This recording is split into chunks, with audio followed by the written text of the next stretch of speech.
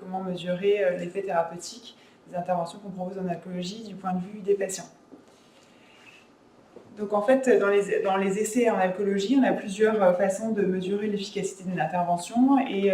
en général, le critère principal de jugement, c'est plutôt un critère qui est relatif à une quantité consommée d'alcool. On a différentes façons de mesurer la quantité qu'un patient consomme, donc est-ce qu'il est abstinent ou pas, combien il va consommer sur une période, combien il consomme en moyenne par jour, etc. Mais ces critères, qui sont des critères très robustes et très durs, peuvent être complétés par des mesures qui ne sont pas directement relatives à la quantité que le patient consomme d'alcool et qui sont présentes et qu'on documente en général pour donner plus de sens en fait, à ces variations de quantité qui pour le patient manquent de sens et pour le clinicien peuvent aussi être peu parlantes. Donc quelles peuvent être quelles peuvent être ces mesures qui ne sont pas directement liées à la quantité d'alcool consommé? En fait, on distingue, c'est un type de classification, on peut dire qu'il y a les critères objectifs, donc par exemple, combien j'ai gardé de patients dans l'essai jusqu'au bout, quel est mon taux d'attrition, est-ce que les patients ont dû être réhospitalisés au cours de l'essai alors que ce n'était pas prévu, est-ce qu'ils se sont fait arrêter par exemple parce qu'ils conduisaient en état d'ivresse, etc., est-ce qu'ils ont eu des arrêts de travail, donc des critères qui sont objectifs de liste d'événements qui ont pu intervenir, et puis il y a les critères subjectifs où la subjectivité du patient va intervenir, comme par exemple l'inventaire des conséquences négatives liées aux consommations d'alcool, le jugement de la sévérité du trouble du point de vue du patient, une estimation de la qualité de l'alliance thérapeutique du point de vue du patient, la satisfaction du patient, donc il y a tout un tas d'éléments comme ça qu'on peut mesurer. Et puis il y a ce dont je vais vous parler plus précisément, c'est-à-dire la qualité de vie. Alors la qualité de vie, évidemment, c'est un concept général qui est bien plus large que le champ de l'alcoolologie et qui a été décrit assez longtemps maintenant. En termes de qualité de vie globale, donc comme la perception qu'a un individu de sa place dans le contexte de la culture et du système de valeurs dans lequel il vit, en relation avec ses objectifs, ses attentes, ses normes et ses inquiétudes. Donc c'est une définition très laborieuse qui en fait correspond à une espèce d'idéal propre à chacun de à quel point j'ai atteint ce que je voulais être dans ma vie et ce que j'avais envie de réaliser au moment où on évalue ça. Donc en fait c'est très difficile de comparer entre les différents individus parce que finalement c'est un peu propre à chacun et donc c'est peu utilisé pour évaluer l'efficacité d'une intervention et c'est réputé comme peu robuste. C'est pour ça qu'il y a une autre notion qui est la qualité de vie liée à la santé qui a été développée plus récemment et qui est décrite comme la perception subjective qu'un individu a de l'impact à la fois de sa maladie et de son traitement sur sa vie quotidienne, et en général ça correspond au moins à 4 champs qui sont les plans physiques, psychologiques, du fonctionnement social et du bien-être. Donc on peut représenter les choses de cette manière-là, et en fait si on va un petit peu plus précisément et qu'on s'intéresse à la qualité de vie et à la santé, donc qui est recrutée comme plus robuste et qu'on peut vraiment essayer de mesurer, notamment pour mesurer l'efficacité d'une intervention, il y a les instruments qui concernent la qualité de vie et à la santé générique, c'est-à-dire qui peuvent se transposer théoriquement à n'importe quel problème de santé. Et puis il y a des instruments qui sont spécifiques à un problème de santé et donc qui ne seront pas pertinents dans un autre problème de santé, mais qui du coup pourront éventuellement être plus précis et mesurer des choses plus pertinentes par rapport à un outil générique. Alors on a commencé notre travail en regardant ce qui existait et donc on a fait une revue systématique de la littérature, des essais randomisés en alcoolologie et on a recensé tous les instruments qui étaient jusqu'à présent utilisés pour évaluer l'efficacité d'une intervention chez un patient alcoolodépendant. Et donc, si on revient au schéma de tout à l'heure, on a vu qu'en fait, les outils, il n'existait pas d'instruments spécifiques aux patients qui avaient un trouble d'usage d'alcool et que les instruments les plus utilisés, c'était des instruments de qualité de vie liés à la santé génériques. Et donc surtout 2 instruments qui s'appellent le Q5D et la SF36 que peut-être vous connaissez puisque notamment ils peuvent servir à calculer les valeurs utilitaires et voilà, donc plus dans le médico-économie. En fait, on s'est rendu compte, à travers ce travail de revue de la littérature, que les résultats en termes de qualité de vie étaient insatisfaisants. Donc, pourquoi insatisfaisants? Surtout par le fait que certains essais retrouvaient une différence entre les groupes et donc une efficacité de leur intervention en termes de critères quantitatifs, de quantité d'alcool consommé, mais que par contre, on ne voyait pas bouger la qualité de vie. Donc on s'est demandé pourquoi, il y a plusieurs hypothèses pour expliquer ça. Le premier, c'est qu'en fait, souvent la qualité de vie, c'était un critère secondaire, donc on peut avoir des problèmes méthodologiques, notamment le nombre de sujets n'est pas calculé pour voir bouger la qualité de vie. Et il y a aussi, alors l'hypothèse la plus pessimiste était qu'en fait les interventions n'amélioraient pas la qualité de vie, donc c'est quand même un problème en tout cas pour l'applicabilité de ce qu'on trouve pour les cliniciens. Et puis on a aussi émis l'hypothèse qu'en fait ce qu'on mesurait dans ces échelles génériques n'était pas assez pertinent pour le trouble d'usage d'alcool, qu'on n'était pas assez précis, que peut-être on était à côté ou qu'on manquait des choses. Et donc on a essayé de comprendre pourquoi. Et en fait une des explications qu'on a retrouvées, c'est que notamment ces outils génériques en fait avaient tous été construits à partir du point de vue des experts, et donc à aucun moment, au moment du développement de ces instruments, on avait demandé aux patients pour vous c'est quoi l'impact de l'alcool sur votre qualité de vie. C'était les experts à partir de leurs connaissances qui évidemment sont valables, de leur expérience avec les patients, des connaissances et de ce qui était documenté au niveau scientifique, mais ça n'émergeait pas des patients. Alors ça permet d'introduire la notion de soin centré sur le patient, donc qui est une notion qui prend de plus en plus d'expansion en médecine et qui en fait tend à contrebalancer en fait l'histoire de la médecine plutôt paternaliste et à donner de plus en plus de collaboration avec le patient, et donc à concevoir le soin comme vraiment une collaboration entre les différents intervenants et y compris le patient. Et ça repose sur 3 principes principaux. Le premier, c'est d'assurer au patient d'être invité à participer aux échanges et aux prises de décision qui le concernent, évidemment en ce qui concerne ses besoins de santé, de mettre aussi l'accent sur les objectifs du patient lui-même. Donc c'est le patient qui choisit ses objectifs et là où il veut aller, et qui conçoit le soin comme le fait d'additionner les savoirs de tous les membres de l'équipe à la connaissance et à la conscience que le patient a de lui-même. Et donc, comment est-ce que du coup on peut appliquer ça sur les outils d'évaluation des interventions? Et bien, notamment par ce qu'on appelle des Patient Reported Outcomes, ou des outils rapportés par le patient, mais qui ne sont pas seulement des auto-questionnaires où on dit au patient de compléter lui-même, mais en fait il a été recommandé pour ces outils rapportés par le patient de vraiment, dans cette approche centrée sur le patient, de faire contribuer le patient au développement même des outils. Donc c'est le patient qui doit participer au développement et donner son avis, en fait contribuer vraiment à la génération même des items, des échelles, donc qui seront après documentés. Alors pourquoi c'était particulièrement important en alcoolologie, au-delà de ce que je vous ai déjà dit? Eh bien, il faut savoir que les addictions, et en particulier l'alcoolologie, restent des pathologies qui sont extrêmement stigmatisées en population générale. Et on voit ici sur cette représentation d'une enquête qu'on a fait, enfin pas que on a fait nous, mais que une équipe donc, de Concoli a fait très récemment en population générale. On a demandé aux gens, pour vous, d'où vient l'addiction? Est-ce que c'est plutôt parce que le produit ou le comportement auquel on s'expose sont addictogènes, donc du coup c'est ça qui rend addict, ou alors est-ce que c'est plutôt à cause d'une faiblesse de caractère, voire un vice de la personne, un défaut en fait? Et en fait, ce qui est vraiment intéressant, c'est qu'il y a des scores donc, pour toutes les addictions relativement importants sur cette composante du défaut de caractère qui a rendu la personne addicte, beaucoup plus faible pour ce qui concerne le tabac, mais plus fort et encore plus au-dessus, légèrement au-dessus de la moyenne pour ce qui concerne le trouble d'usage d'alcool, même par rapport aux autres addictions. Donc c'est-à-dire que le trouble d'usage d'alcool reste une pathologie qui est stigmatisée, où on considère que le patient est responsable en fait de sa maladie. Et donc, quand on prend en compte cette notion-là, c'est très compliqué en concevant que les experts en alcoolologie sont eux-mêmes partie de cette société, qu'ils puissent se détacher complètement en fait de ces représentations-là, et que donc ils soient complètement donc ce qu'ils estiment de l'impact de la qualité de vie sur leurs patients se détachent complètement de ces représentations. Et c'est pour ça qu'il nous a semblé important de vraiment appliquer cette technique de contribution du patient dans le développement même de l'outil pour essayer de se détacher un maximum de éventuellement ces composantes stigmatisantes et de donner une place prépondérante au point de vue du patient au développement même de cet outil. C'est ce qu'on a fait, et donc on a développé cette échelle qui s'appelle ACOLS, et je vais vous montrer les différentes étapes du développement de cette échelle, donc du point de vue qui a émergé à partir de focus group qu'on a fait avec des patients. Donc on a en fait, à la base, fait la revue de la littérature, comme je vous l'ai montré tout à l'heure, identifier déjà les différents domaines qui avaient été documentés, donc pas du point de vue du patient, impactant la qualité de vie. Après, on a constitué, on a donc fait ce listing-là, on a constitué des groupes de patients qui soit avaient un trouble d'usage d'alcool actuel, soit avaient un trouble d'usage d'alcool en rémission. et on les a rassemblés. En fait, on leur a demandé de nous raconter quel était l'impact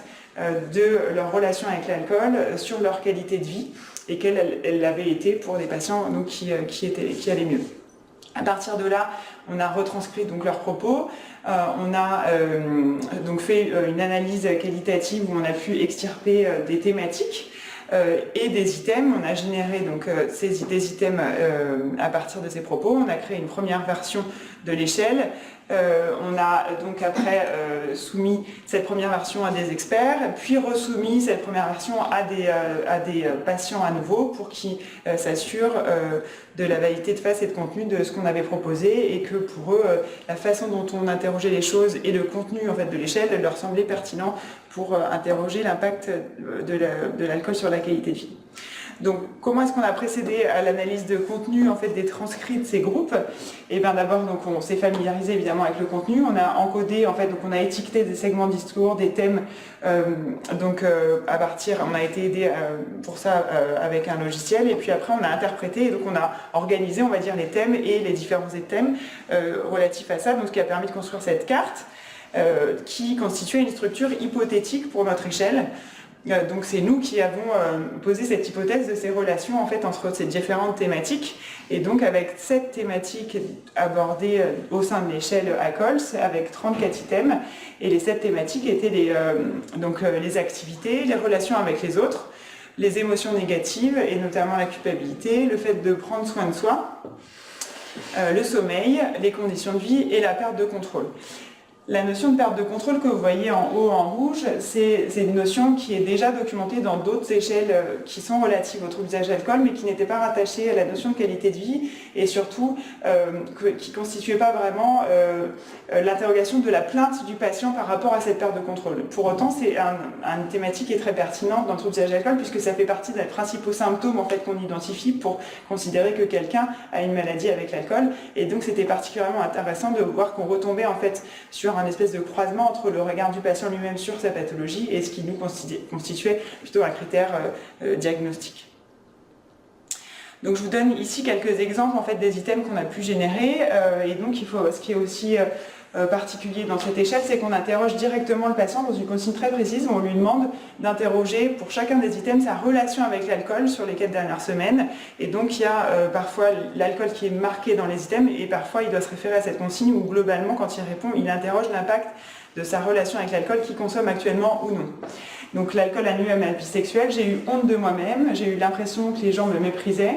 J'ai eu l'impression que rien n'était plus important que l'alcool. Ma vie a tourné autour de l'alcool. J'ai eu l'impression de ne pas avoir le contrôle de moi-même. Il a été difficile d'aller au bout de mes projets. Tout mon argent est passé dans l'alcool ou je n'ai pas suffisamment dormi.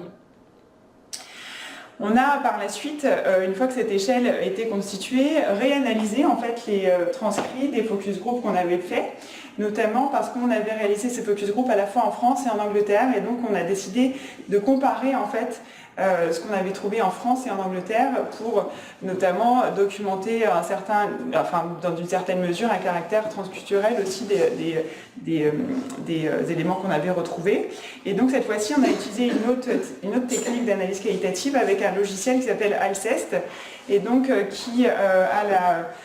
se déroule en fait en différentes étapes, cette analyse avec Alceste, c'est-à-dire que d'abord c'est le logiciel lui-même en fait qui fait qui code le texte, donc qui utilise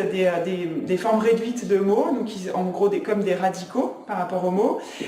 et qui fait des tronçons de discours donc qui ressemblent plus ou moins à des phrases. Et en fait, il procède après à une classification hiérarchique descendante, c'est-à-dire qu'il prend d'abord l'ensemble du texte et puis après il coupe en deux avec les deux parties de texte qui se ressemblent le moins. Et en fait, il écarte comme ça à chaque fois 2 blocs à partir du plus gros bloc et il réécarte en plusieurs parties pour écarter ce qui se ressemble le moins dans le texte. Et au final, on arrive à différentes classes. Et après, il fait un travail où il réanalyse chaque forme réduite et pour les classer dans la classe avec laquelle il a une association la plus forte avec le test du Ki2. Et donc après, il permet, avec tout un tas d'outils, et donc je vais vous montrer certains, de décrire en fait le contenu des classes pour qu'on puisse identifier et reconnaître la classe et après comprendre mieux le texte. Donc un des premiers résultats en fait qui ressort de cette analyse factorielle en correspondance, Et donc on voit sur ces deux axes comment s'organise le discours en fait, donc ça nous permet de voir avec des couleurs différentes et différentes classes, ici sur les focus group en France et ici sur les focus group en Angleterre. Et en fait ce qu'on voit déjà grossièrement, c'est que trois thématiques étaient vraiment en commune, c'est-à-dire il y avait tout le discours qui correspondait à comment je bois de l'alcool. Donc ça c'était commun en France et en Angleterre au niveau des classes. Il y avait donc en rouge le cœur de l'impact de la qualité de vie et les différents domaines de retentissement sur la qualité de vie. Et puis il y avait une troisième thématique qui était relative à l'aide. Et donc en France c'était plutôt les soins, et en Angleterre il y avait en fait deux classes qui étaient l'aide, les sources d'aide, donc, mais surtout notamment pas mal de groupes d'entraide, etc. Ce qui est en fait dû à des différences à la fois transculturelles et à la fois de recrutement, puisqu'en fait nos patients anglais n'étaient pas des chercheurs de soins, c'était des patients qui étaient recrutés dans des unités de liaison, donc dans d'autres services, et qui venaient pas pour un problème d'alcool spécifiquement, alors que nos patients français c'était des patients qu'on avait recrutés dans un service d'alcoolologie et qui donc étaient pris en charge pour leur problème d'alcool, qui avaient fait cette démarche-là volontaire. Ce qui est intéressant par rapport à cette différence, c'est qu'en fait sur les focus group anglais, c'est les patients qui étaient en rémission qui ont donné le plus gros du discours et le plus gros des thématiques sur le retentissement par rapport à la qualité de vie, alors que chez les patients en France qui n'étaient pas chercheurs, qui étaient des chercheurs de soins, c'est les patients qui avaient un trouble d'usage d'alcool qui ont été plus prolixes, on va dire. Et donc on a une des interprétations en fait de cette différence-là, c'est qu'éventuellement le fait d'identifier la nature de l'impact sur la qualité de vie du trouble d'usage d'alcool pouvait faire partie du processus thérapeutique, et c'était effectivement ce qu'on amène à faire le patient. Le deuxième élément important de cette analyse, c'est qu'il y avait évidemment des similitudes dans cet axe de comment je bois entre la France et l'Angleterre, mais il y avait aussi des différences liées à des différences culturelles sur les horaires, la façon dont je consomme l'alcool, la façon dont je me procure l'alcool. Et malgré ces différences, ce gros axe qui est le contenu du retentissement du trouble d'usage d'alcool sur la qualité de vie était vraiment strictement superposable entre la France et l'Angleterre, et donc on trouvait en fait les différentes thématiques qu'on a abordées quand on a construit l'échelle alcool dont je vous ai parlé tout à l'heure, et en particulier la perte de contrôle et aussi la notion d'estime de soi complètement effondrée et de culpabilité. Alors si on fait, je vous illustre un tout petit peu juste plus ces deux notions qui sont l'estime de soi et la perte de contrôle à travers cette citation d'un patient qui nous dit, voilà, quand on est à ce point-là, on ne peut pas avoir une bonne estime de soi-même. Quand tu te lèves le matin, tu es quoi? Tu es une merde, tu es nul, tu n'arrives pas à arrêter. Donc les patients avaient des termes vraiment très durs envers eux-mêmes.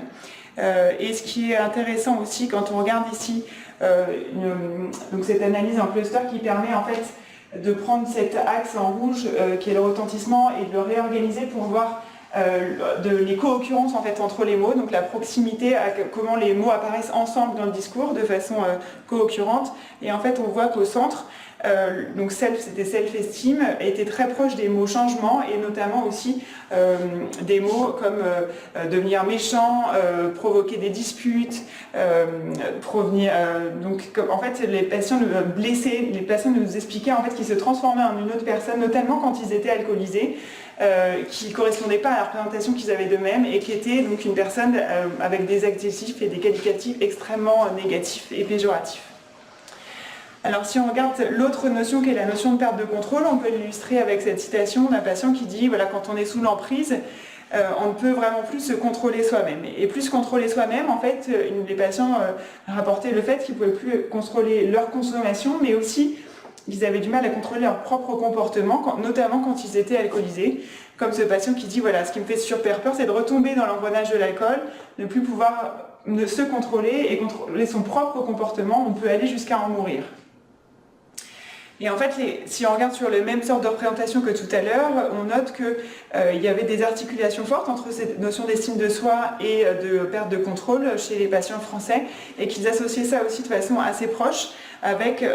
des éléments de troubles cognitifs. Et en fait, c'est ce qu'on retrouve dans cette citation d'un patient anglais aussi, qui articule en fait les notions d'estime de soi, d'agressivité et de troubles cognitifs en disant, voilà, quand j'ai tellement bu, je me rappelle pas en fait. Franchement, je me rappelle pas ce que je fais, j'ai des problèmes de mémoire. Mais les gens me disent que j'ai vraiment été horrible. Ça a vraiment dû être horrible ce que j'ai dit, mais je peux pas me rappeler de ce que j'ai dit. Donc du coup, il y a cette souffrance en fait supplémentaire à ne pas se rappeler ce qui s'est passé et notamment à travers des passages à actes agressifs. Donc une fois qu'on a construit cette échelle, qu'on a analysé, donc comme je vous l'ai montré, les éléments transculturels du discours qui nous avaient permis de construire cette échelle, on a procédé à la validation de cette échelle dans un autre échantillon de patients, de 285 patients, cette fois en France uniquement, dans différents centres de soins. Et puis on a procédé à différentes étapes que je vais vous décrire. Donc la première étape, c'est de décrire en fait la distribution du score total en fait qu'on avait avec l'échelle Alcols et ce qui nous a permis de voir qu'on avait mis effet plancher, donc par exemple tous les patients qui avaient un score extrêmement bas ou tous les patients qui avaient un score extrêmement haut, un effet plafond. Qu'on avait très peu de données manquantes par item, donc nos items semblaient vraiment très acceptables à être complétés quand les patients donc étaient seuls pour compléter, donc face à leur questionnaire tout seuls sans être surveillés en fait avec donc leur papier et leur crayon. Et puis on a fait donc un script-plot pour essayer de voir le caractère unidimensionnel ou non de notre échelle et d'essayer de différencier différentes dimensions éventuelles qui pouvaient être contenues dedans. Et donc ce qu'on a pu retrouver, c'est qu'il y avait quand même une forte unidimensionnalité, donc qui autorisait le fait qu'on calcule un score total en additionnant tous les items, mais aussi qu'on pouvait quand même distinguer 7 dimensions qu'on a essayé de décrire et en fait qui sont retombées en gros, on va dire, sur les dimensions qu'on avait pensées a priori dans la structure hypothétique que je vous ai montré tout à l'heure. Il y avait quand même des petites différences, en fait, notamment des transferts d'items entre les dimensions d'activité et de relation avec les autres, surtout sur les activités qu'on fait avec les autres, en fait, où nous, on avait estimé, de notre point de vue, que c'était plus, par exemple, des activités, alors que les patients considéraient que, en fait, c'était des activités avec les autres et que, du coup, c'était plus du registre de la relation interpersonnelle. Et puis, il y a une des dimensions qui a été renommée, qui a disparu, c'est prendre soin de soi, et une dimension qui a émergé, qui était l'estime de soi, dont je vous ai beaucoup parlé tout à l'heure. En tout cas, la dimension de perte de contrôle, donc qui était un des éléments importants qu'on avait pensé a priori avec cette première analyse, était entièrement retrouvée et intacte dans l'analyse exploratoire qu'on a fait ici de la structure de notre échelle. Donc ça nous a permis de valider une structure que je vous représente là, donc avec ces dimensions de relation aux autres, activité, émotions négatives, estime de soi, conditions de vie, sommeil et contrôle, et de voir qu'on avait une consistance interne excellente avec cette échelle, donc qui nous renforçait sur les qualités psychométriques. On a aussi étudié la validité de construit, c'est-à-dire la corrélation et le sens de la corrélation et la force de la corrélation avec d'autres concepts proches, et notamment avec les dimensions, avec d'autres façons de mesurer la qualité de vie dont je vous ai parlé tout à l'heure, et des outils qualité de vie liés à la santé générique, donc qui peuvent correspondre à n'importe quel problème de santé, et donc sont la SF36 et le Q5D, qui sont les deux les plus utilisés jusqu'à présent. Et donc on a pu trouver qu'en fait notre échelle se comportait comme on l'avait supposé dans nos hypothèses, c'est-à-dire que quand la qualité de vie se détériore avec les deux autres échelles Q5D et SF36, la qualité de vie se détériore avec l'échelle ACOL, donc c'est quand même plutôt rassurant, que les corrélations sont plutôt modérées en fait avec les autres échelles. Et par contre, ce qui nous a un peu surpris, c'est que nous on pensait que notre échelle de qualité de vie aurait des corrélations plutôt vraiment faibles avec tout ce qui est composante physique des autres échelles, c'est-à-dire est-ce que j'arrive à monter des marches, etc. Et en fait, la corrélation était plutôt plus forte que ce qu'on avait imaginé. Et il y avait juste une différence assez importante, c'est quand on interroge avec l'échelle SF36 l'état général de santé, donc on demande aux patients dans cette échelle comment trouvez-vous votre état de santé, est-ce que vous estimez que votre état de santé est bon ou pas, et en fait là les patients répondaient en sens inverse, donc la corrélation était inversée avec notre échelle. Donc c'était un résultat assez surprenant qu'on a essayé de comprendre, et une des hypothèses qu'on a pu sortir en fait pour comprendre en fait ce résultat, c'est notamment dans le fait que dans une échelle donc générique on demande l'état de santé, et dans notre échelle on demande votre relation à l'alcool, et en fait il pourrait s'agir une des hypothèses qui pourrait s'agir d'une composante d'autostigmatisation des patients, c'est-à-dire qu'ils ne considèrent pas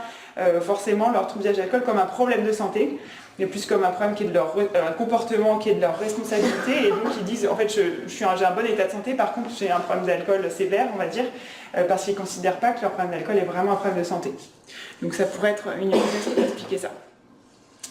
Donc voilà pour ce qui concerne les données qu'on a au jour d'aujourd'hui en population clinique, donc chez des patients qui ont un problème d'alcool identifié. Et je vous propose maintenant de voir l'utilisation en fait, de cette échelle dans une autre population pour laquelle elle n'avait pas été construite à la base, qui est la population générale étudiante. Et en fait, on a constitué une enquête l'année dernière auprès d'un nombre important d'étudiants, une enquête en ligne où on leur a demandé de partager avec nous, de faire une évaluation en fait, de leur qualité de vie et de leur rapport à l'alcool, notamment en faisant un focus important sur les pratiques de binge drinking. Donc le binge drinking, c'est quand on boit de façon importante et brève. En gros, les définitions, c'est souvent boire plus de 5 verres si je suis un homme ou 4 verres si je suis une femme en moins de 2 heures. Et en fait, ce qu'on sait dans la littérature, c'est donc évidemment le binge drinking a des conséquences spécifiques et notamment, c'est extrêmement documenté les conséquences aiguës, c'est-à-dire qu'est-ce qui m'arrive le jour où je consomme de cette manière-là et donc qu'est-ce qui peut se produire, des conséquences physiques comme des hépatites alcooliques, des pancréatites, il y a plus de passages au service d'urgence pour des comas éthyliques, etc. On sait aussi qu'il y a plus de violences sexuelles liées à ces pratiques de binge drinking, qu'il y a même donc, un nombre considérable de grossesses non désirées, de maladies sexuellement transmissibles, il y a des rapports non protégés, d'accidents de la route. Donc tout ça, c'est vraiment bien documenté depuis un nombre important d'années. En général, les messages de prévention se focalisent beaucoup sur ces conséquences-là très aiguës en fait, des pratiques de binge drinking. Ce qu'on commence à documenter dans la littérature scientifique, c'est des conséquences à moyen et long terme, et c'est surtout des composantes sur les troubles de concentration, les troubles mnésiques, qui restent en fait entre les épisodes et l'échec scolaire en fait de certains étudiants qui pratiquent le binge drinking. Mais en fait, les données relatives à la qualité de vie des étudiants, elles n'allaient pas toutes dans le même sens. Donc il y avait certains articles qui disaient, en utilisant toujours des échelles génériques de qualité de vie, oui, il y a un impact du binge drinking, d'autres qui disaient en fait non, et donc on ne savait pas trop où on en était, et notamment on ne savait pas trop ce qui était important à regarder, c'était le binge drinking tout court, la fréquence des épisodes, l'intensité de ces épisodes. Donc on a décidé de constituer cette enquête pour étudier l'influence des consommations d'alcool en binge drinking sur la qualité de vie des étudiants, et de voir cette influence en fonction de la fréquence et de l'intensité des épisodes de binge drinking. Alors, je vous montre ici donc, le recrutement qu'on a pu avoir. On a envoyé donc, plus de 200 000 emails. On a eu plus de 17 000 étudiants qui se sont connectés sur la plateforme de notre enquête. On a un certain nombre d'étudiants, donc finalement très peu, quand on regarde l'ensemble des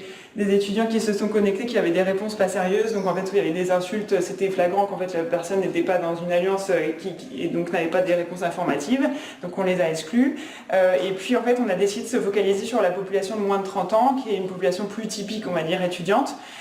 Et puis sur laquelle on sait qu'on a une fréquence de binge drinking plus importante que dans le reste des étudiants. Donc, ce qui nous a permis d'inclure et d'analyser 16 130 étudiants, dont un certain nombre, un peu moins de 2000, étaient totalement abstinents en alcool, et puis un peu plus de 15 000 étaient non abstinents, donc consommaient au moins occasionnellement de l'alcool.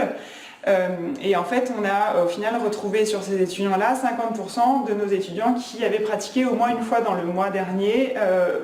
une consommation sur le mode du binge drinking. Donc là, cette représentation vous permet de voir la comparaison entre les étudiants qui avaient donc non abstinents, donc ceux qui consommaient au moins occasionnellement de l'alcool, et on a comparé ceux qui avaient pratiqué dans le mois un épisode de binge drinking et ceux qui n'avaient pas du tout pratiqué le binge drinking dans le mois passé. En fait, on a dans la partie gauche de l'écran, je vous montre les résultats qu'on a obtenus avec une échelle générique de qualité de vie dont je vous ai parlé tout à l'heure, le Q5D, et on voit en fait sur cette échelle qui se code de 0 à 3 par dimension que les scores sont complètement écrasés sur 0 et qu'en fait on n'a pas, sauf pour les domaines des activités et des mobilités, de différences significatives entre les groupes, et les seules différences qu'on a sont liées au fait qu'on a un nombre vraiment très important d'étudiants, donc parce que les moyennes en fait sont strictement identiques, notamment pour la mobilité.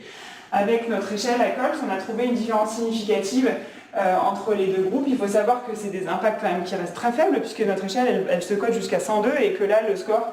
moyen chez nos étudiants qui pratiquent le binge drinking, il est de 6,5 en pratique. Donc c'est un impact qui est plutôt subtil, mais où on a trouvé quand même une différence significative entre ces deux groupes-là, et qui était d'un rapport de 3. Alors on a regardé comment dans cette population, qui n'était pas celle pour laquelle on avait construit l'échelle ACOLS, donc pour laquelle l'échelle n'était pas validée, comment se comportait notre échelle par rapport aux autres concepts proches, notamment le concept de qualité de vie générique, donc avec le Q5D, et l'impact sur les résultats scolaires qu'on avait interrogé directement par une question sur les patients, sur les étudiants, pardon, où on leur demandait de considérer si ils trouvaient que l'alcool avait un impact sur leurs résultats scolaires. Et en fait, on a trouvé des corrélations qui étaient vraiment très modestes, très basses, entre notre échelle ACOLS dans cette population et la mesure de l'EQ5D, puisque ces corrélations elles étaient en dessous de 0,2, enfin 0,2 ou 0,1, et une corrélation juste un petit peu au-dessus pour l'impact sur les résultats scolaires. Et on est allé un petit peu plus loin, on a regardé la corrélation entre le Q5D, l'ACOLS et les résultats scolaires, et la fréquence des épisodes de binge drinking et l'intensité des épisodes de binge drinking. Et en fait, ce qui est intéressant, c'est qu'en ce qui concerne l'échelle ACOLS, on avait une corrélation significative pour ces deux facteurs-là, et qui était beaucoup plus forte en intensité que les corrélations retrouvées avec l'impact sur les résultats scolaires et avec la mesure générique, générique on va dire, de la qualité de vie mesurée avec le Q5D. On a par la suite construit un modèle de régression linéaire pour expliquer le niveau d'impact sur la qualité de vie avec le score total de ACOLS. Et où on a inclus tous les critères de consommation qu'on avait documentés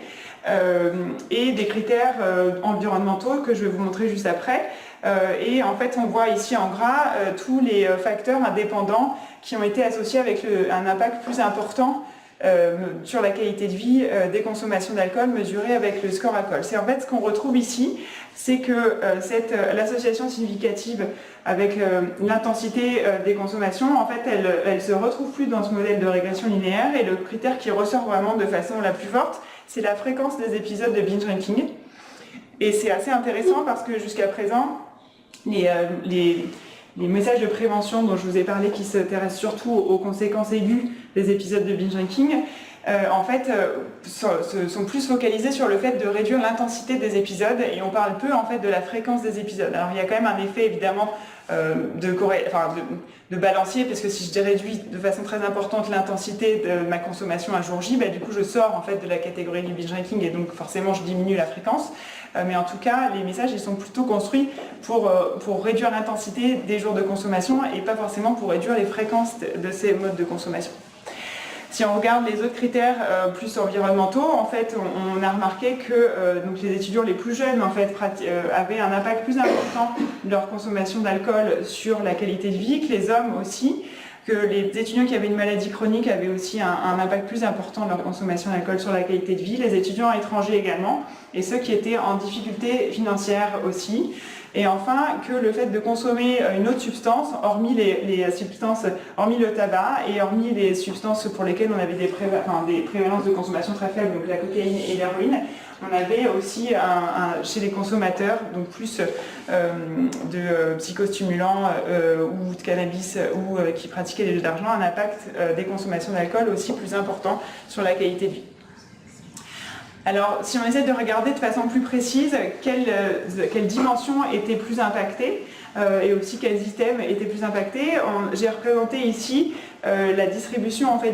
des scores par dimension rapportés à un score de 1 en fonction de la fréquence des épisodes de binge drinking, puisqu'on a vu que c'était un des critères déterminants sur le niveau d'impact. Et en fait, on voit différentes choses. D'abord que l'ensemble des dimensions était significativement corrélé au niveau de score de qualité de vie, à la fréquence des épisodes de binge drinking. Et on peut regarder tout d'abord les dimensions qui étaient le plus faiblement avec la pente la plus faible en fonction de la fréquence des épisodes de binge drinking. Et on voit d'abord que les éléments de relation avec les autres, et donc la sociabilisation, on va dire, sont peu impactés par les épisodes de binge drinking, ce qui reste plutôt logique puisque c'est quelque chose qui fait en fait partie le binge drinking, c'est une pratique très commune chez les étudiants et donc qui est de fait très peu excluante, on va dire, qui fait même partie finalement du partage d'expérience, c'est quelque chose de très fréquent. Ce qu'on voit par contre, c'est que l'estime de soi aussi, paraît, quand on regarde la dimension entière, était assez peu impactée, même jusqu'à un niveau important de fréquence de consommation. Mais par contre, quand on regarde au niveau des items eux-mêmes, il faut savoir que l'item « j'ai eu honte de moi-même » était un des items qui avait le niveau d'impact le plus élevé, en fait, chez les étudiants. Qui pratiquaient le binge drinking, et donc il reste probablement un élément important à travailler avec ces jeunes. Si on regarde maintenant la dimension de perte de contrôle, elle reste aussi plutôt assez basse au niveau d'impact, mais par contre il y a un peu un décrochage à partir de 3 épisodes dans le mois où la pente elle est un peu plus importante. Et bon, ce qu'on peut dire à partir de là, c'est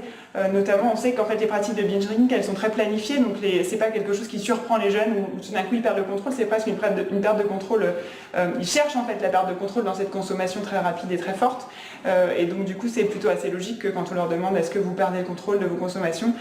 ou même de votre comportement, ils estiment que cette perte de contrôle elle est faible. Donc dans les dimensions qui étaient un petit peu avec un niveau d'impact ou une progression en parallèle de la fréquence des épisodes de binge drinking, on note que les conditions de vie en fait elles se dégradaient plus rapidement que d'autres dimensions en fonction de la fréquence, et notamment le fait de mettre tout son argent dans l'alcool, c'était aussi un des items qui étaient les plus importants et avec un niveau les plus importants chez les étudiants qui pratiquaient le binge drinking. De la même manière, la dimension des activités et elle aussi une des dimensions qui était plutôt dans le niveau plus impactée par rapport aux autres, le critère de est-ce que l'alcool atteint ma capacité de travail était aussi un des critères qui étaient les plus impactés d'après les étudiants. Enfin, on voit que la dimension de sommeil, elle est franchement au-dessus d'emblée dès le premier épisode de binge drinking, et c'était vraiment quelque chose de considérablement rapporté par les patients, par les étudiants, qui n'étaient pas des patients justement, et ça c'est déjà documenté, donc ça correspondait à d'autres éléments qui étaient retrouvés dans la littérature, et notamment ce qui est important, c'est qu'on sait aussi qu'il y a des études qui s'intéressent notamment aux performances de travail, aux performances cognitives et à l'impact du manque de sommeil en fait sur ces performances. Enfin, pour finir, on a donc, vous vous rappelez, une dimension qui s'appelle les émotions négatives, et en fait elle est constituée de 2 items qui sont je me suis fait du souci sur l'impact que l'alcool a sur ma santé et je me suis fait du souci sur l'impact que l'alcool a dans ma vie, et en fait l'item je me suis fait du souci sur l'impact que l'alcool a sur ma santé était un des items aussi les plus impactés. Et donc ça c'est assez important parce qu'on considère que les messages de prévention doivent être élaborés à partir des choses qui préoccupent les personnes et sur lesquelles les personnes sont prêtes en fait à entendre ce message. Et donc là on a quand même une documentation qu'un certain nombre d'étudiants sont prêts en fait, puisqu'ils se préoccupent de leur relation avec l'alcool, et donc ils sont prêts à recevoir certains messages de prévention pour autant qu'ils soient ciblés sur des choses qui leur semblent pertinentes. Voilà, donc pour conclure, je vous ai présenté donc, le développement d'une échelle de qualité de vie du point de vue du patient à partir de l'analyse qualitative de focus group. On a pu procéder à une validation transversale dans une population clinique de cette échelle, et donc cette démarche a dans une certaine mesure pu contribuer à l'évolution des pratiques en alcoolologie plutôt centrées sur le patient. Et enfin, je vous ai montré une application sur une utilisation de cette échelle en population générale, dans une population étudiante, ce qui permet de réfléchir à la nature en fait, des messages de prévention qu'on peut proposer aux jeunes sur des choses qui les préoccupent au quotidien. Voilà, je vous remercie de votre attention. Merci beaucoup Amandine, c'était une présentation très claire. Il y a quelques minutes j'imagine pour des remarques ou des questions. S'il vous reste un petit peu de jus. Juste une question technique. Pourquoi tu as utilisé Atlas et pas InVivo? Tu as vu une Alors en fait, c'est pas nous qui avons fait cette partie-là. Donc c'était RTI qui a participé et qui nous a aidés. Donc en fait, c'était leur choix, et donc on n'a pas fait cette partie-là très précise de construction de la carte. Ils nous ont concerté en fait pour confirmer en fait cette carte, mais c'est pas nous qui avons fait le codage, etc. Okay. vous êtes toujours là sur les aspects techniques, je ne sais pas, vous avez montré là des graphiques où il y avait en disant qu'il y avait des mots qui étaient près les uns des autres, ou des notions. Des co-occurrences de mots, oui. Et alors, ça veut dire quoi près? C'est-à-dire que les mots apparaissaient proches dans le discours, en fait. Donc c'est une notion de proximité. Ils étaient souvent ensemble dans les parties dans les phrases, dans les unités. Dans la même phrase, quoi, par exemple. Voilà, sauf que c'est pas exactement des phrases, c'est des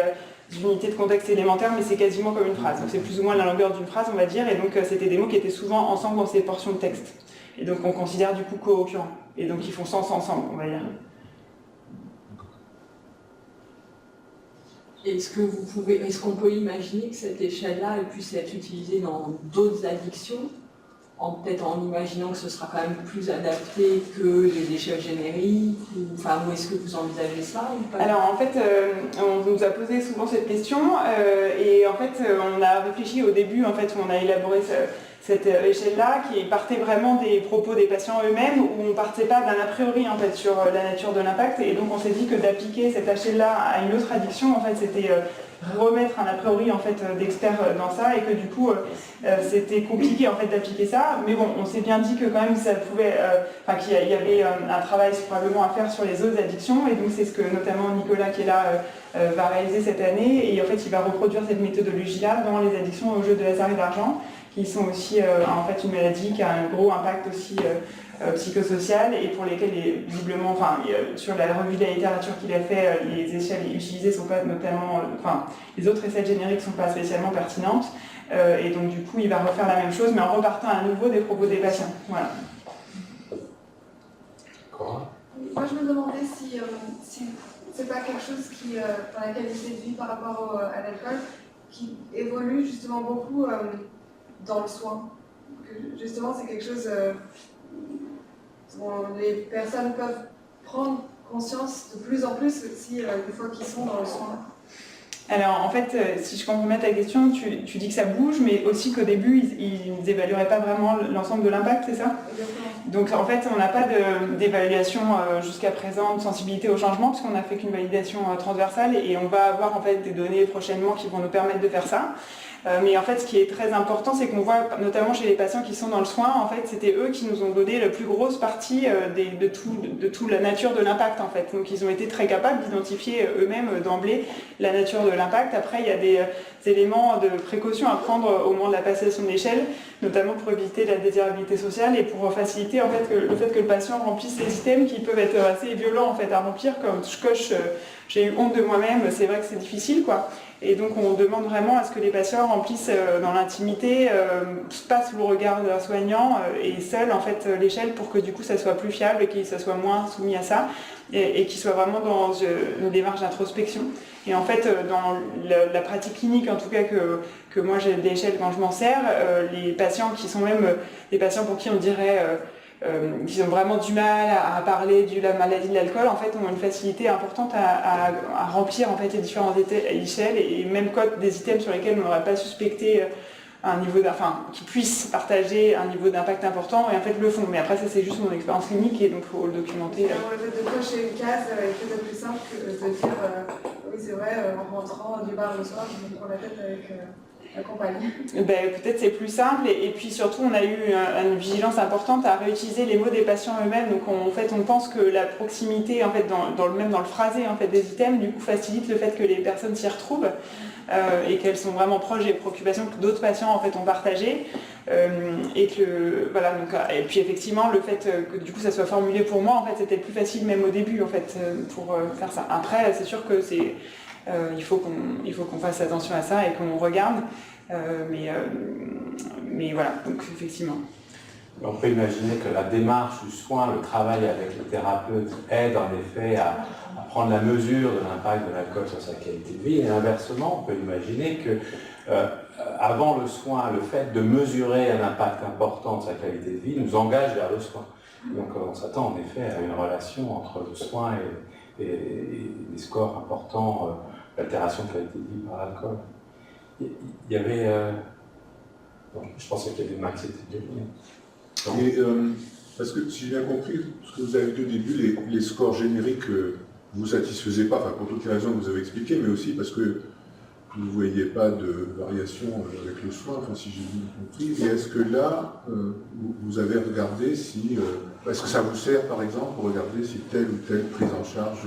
Donc c'est le but en fait, mais on n'a pas encore ces données. Il y en a certaines qui sont en cours de recueil, et donc on va voir. Mais comme je disais, on n'a pas documenté la sensibilité au changement de l'échelle, donc on espère pas tomber sur quelque chose qui ne bouge pas en fait dans le temps. Mais enfin, je pense pas. Mais bon, après, il faut... Parce que là, comme les questions que vous montrez, elles étaient beaucoup exprimées au passé. Parce qu'en fait, on interroge les 4 dernières semaines, donc j'ai peut-être pas dit assez précisément. Voilà, donc la consigne, elle est assez longue, et on dit, voilà, on vous demande de faire la démarche, de vous interroger sur votre relation à l'alcool, donc que vous consommiez ou non, sur les 4 dernières semaines. Donc c'est pour ça que du coup, c'est sur... Oui, mais du coup, on peut voir une évolution si c'est focalisé sur 4 semaines. Alors après, on part du principe qu'ils évaluent un état global sur les 4 dernières semaines, et donc il ne faut pas qu'il y ait perte de chevauchement, donc faut pas, voilà, mais